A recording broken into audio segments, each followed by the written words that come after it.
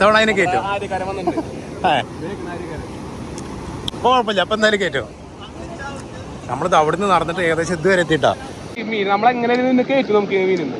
രണ്ടാമത്തെ മീനാണ്.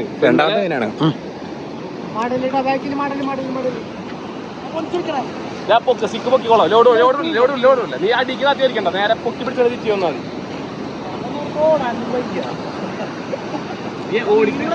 നോക്കട്ടെ.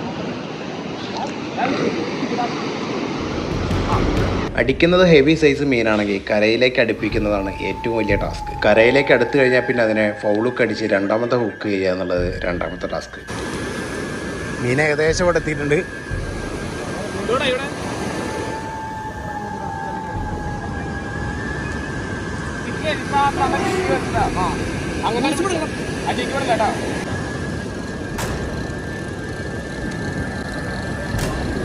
ഒരു നല്ല ഓട്ടല്ലേ, കുഴപ്പമില്ല.